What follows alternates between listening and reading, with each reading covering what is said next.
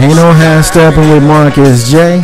We're back. Thank you so much for keeping with us as we went through the break. We're going to kind of get into our National Football League segment. Unfortunately, this is likely to be the last time we do that for the next few months because we got the season is over. And as you can tell by the sound in my voice, is a lot of sadness with that. Ain't no half stepping with Marcus J. But yeah, we're happy. Next week we're going to definitely go a little bit full blown with more National Basketball Association. We might even expand some of the entertainment and socially conscious stuff. So stay tuned, and as we work through trying to plan out our future shows, we'll figure out how we're going to do it for you as we do every single week. But we're definitely pleased and happy to have with us right now on the live line. You got a good friend of mine. Me and Mike go way back to high school. Been knowing this brother for well over 20 years.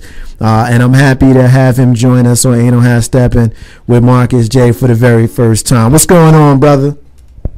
Hey, what's going on, Marcus? How you feel, brother? We doing well, man. I'm doing well. We got Big Ruben Carlton Banks in the building as well. And I wanted to have you on the air. We talked a couple of days ago, and we know, of course, I've known for years that you rep the red and gold of the San Francisco 49ers. And so when we talked last week, I said, look, man, we got to have you on the show. Win or lose, we got to have you on the show. So unfortunately, didn't work out for you boys, but I'm glad you held your end of the bargain and you came in to us with with good spirits, and we're going to have a little fun here. I got you, brother. All right, so here's what I want to ask you, man. The first thing I want to ask you is when it was over, not necessarily on these specific plays, but when the game was over, when you saw Baltimore celebrating on the field. Keep in mind, we don't cuss on the Ain't No Half Steppin' Marcus J. But I want to know what you said. What was the first thing you said at that point?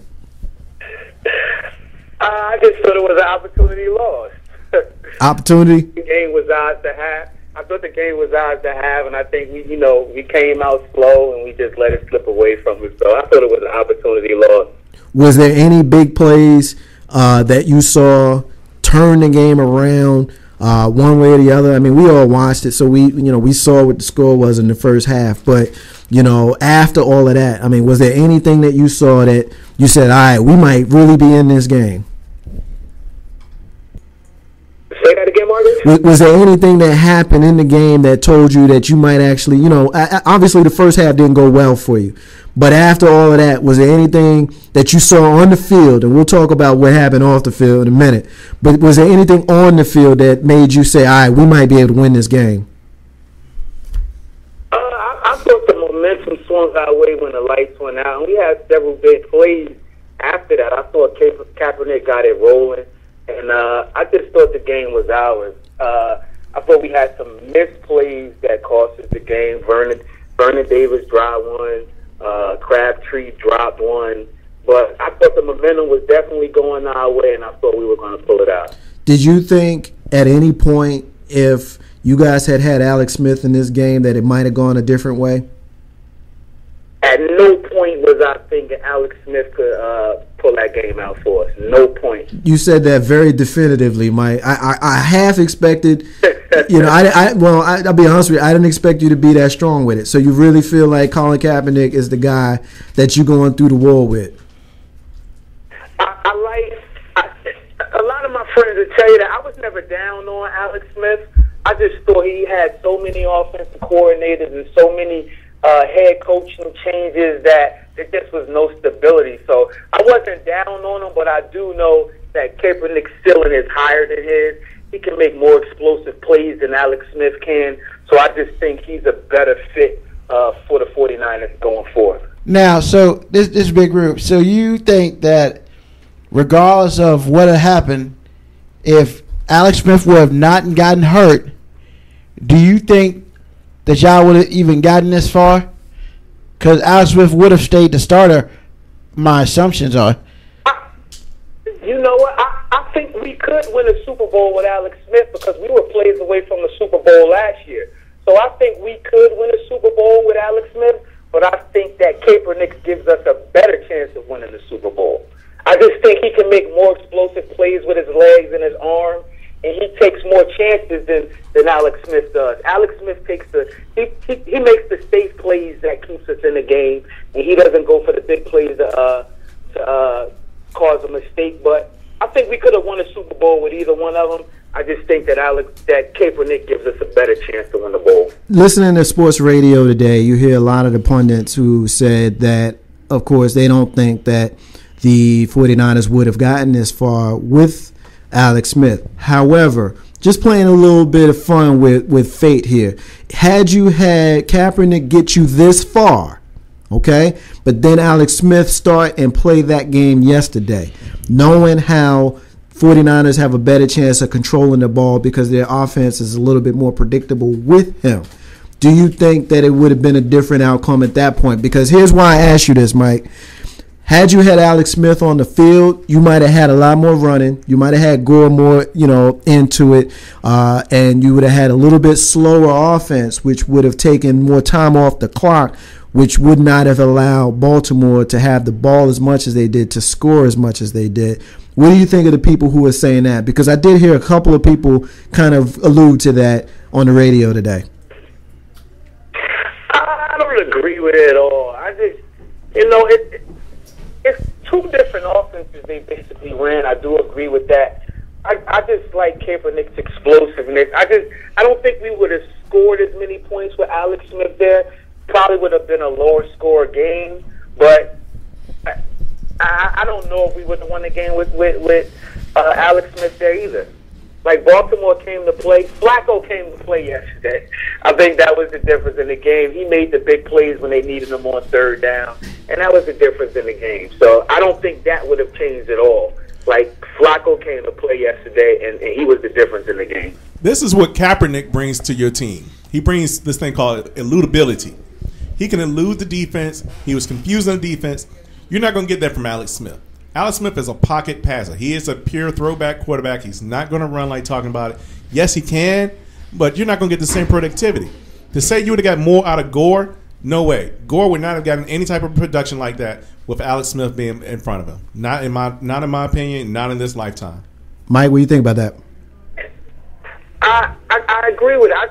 I think Gore had a typical Gore day yesterday. I think he had 19 carries yesterday. He never ran the ball more than 19 times, really, when Alex Smith was the quarterback. He just ran it from a different look. That's the difference. So he would have got between 19 and 20 carries yesterday. We would have had less explosive plays. Like, Kaepernick makes the more explosive play than Alex Smith does. Some of those throws that he makes, Alex Smith couldn't dream of making those throws.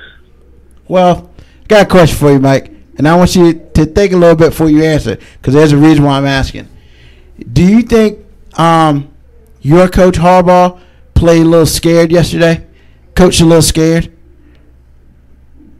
I don't think he coached scared. I think he got a little too fancy with the play calling that sometimes. I don't think he was scared, though. Sometimes he just expands his playbook just a little too much. I don't think he was scared. We always start off a little slow. Even in the playoff games, we start off slow. It just seems like he waits to the second half to make adjustments. He does that every game, so I won't say he coached scared. But he got a little fancy with the playbook, and I think in the end it wound up costing us. Well, the reason why I say that is I find it interesting that in the fourth quarter, we may have seen the pistol formation like 3 times. Maybe. I can remember like once or twice. I know in the inside the 10-yard line, they didn't use it at all. So I guess my question is, why do you think they went away from what got them there? Because the pistol formation got them to the Super Bowl, but they really didn't use it in the Super Bowl. I thought a couple of times that they ran the pistol. I thought Baltimore played pretty good defense because they had subs and those outside linebackers crashing down on the quarterback every time they tried to run from the pistol formation. So I think that's why he got away from it. I think Baltimore defended it well when they went to it, and that's why he got away from it. I look at it like this. You got the spread option. First of all, Baltimore was looking for that. They were keying certain plays to hit Kaepernick when he had the ball For the to give it 50 up. millionth time, it is the read option. Okay, read option, spread option, speed option, whatever. Completely different. All Okay. completely different. Option. How about That's that? completely different too. Anyway, How about the read option? read. It's fundamental. As I was saying, you can't really run that kind of offense inside the 10 because of the fact everybody's packed in and you had the goal line to defend. I agree. So they ran a trick play that was beautiful. That got Gore around the edge, and I thought it was awesome to see that play. You just can't run that type of play. Plus, they ran the play that they scripted. They had already said we're not going to run the read option as much as Ruben liked to say, and just do what they can do, a conventional offense to try to trick Baltimore so that when they did run it, they get the big play. But they ran it maybe 5 times the whole game, and then on top of that, yeah, everybody said, well, they played the Redskins who ran the read option, and the Redskins were very successful in the red zone with the read option. They scored 2 touchdowns with it in the first half. So, yes, Baltimore has seen it before, but to me, I feel like the read option is their best offense, and they basically said, we're not using it today. We're going to be a conventional offense with an unconventional player. And that's what I didn't understand. You did hear the scapegoat Redskin mention in it, right? Yeah, it's always like that, but you do it too, so I'm not even going to let you do that. Mike, I told you we would get back to this, and we're coming back to it. The final play at the end, there's a lot of talk on whether there should have been pass interference, whether there should have been holding. Clearly, Coach Harbaugh thinks that there was at least some sort of flag on that play. I won't tell you my opinion. I want to know yours, and then I'll say what mine is. Was there a flag on that play, or was a no call the right call? I thought that when I first saw the play, I didn't think that it was a pass interference, but the more and more I saw the instant replay, I just thought it was a blatant hold there that they could have called. But in the Super Bowl, at the end of the game with seconds on the clock, I just don't think you're going to get that call. If I'm not mistaken, I think Delaney Walker was held on that play too. So maybe you could have called a hold, maybe you couldn't have. I just thought if the play calling was better in that situation inside the 7th, would have gave him a better chance to win the game. So would I have liked the hold there? I probably would have, being a fan, but I'm not going to make a big deal about it. I thought it was a great no call because they both were holding each other. They were hugging like they were 2 best friends just graduated from college, and they just held on each other. Crabtree was holding, And Crabtree, and the other dude was holding. It was sad, really, and that's why the ref did. That's why I feel the ref didn't call it. And you know what? Another thing, if you're going to expect a penalty at the end of a game, then you're basically saying we're going to leave this up to the refs, because when it's all said and done, the catch was kind of catchable. I mean, however, Kaepernick could have been a little bit less on it. I mean, it was one of those things where he's staring down barrel of a gun.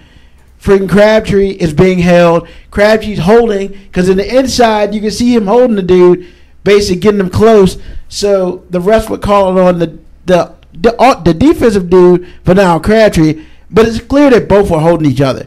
Now the other one, Delaney Walker, personally, I didn't see that. Now, if that was a call, that was a call. But you know, at that point in time, 4th quarter, Super Bowl, win or done. No ref in their right mind would call it unless it's so blatant. They have no choice. And you know, has Steppin with Marcus J.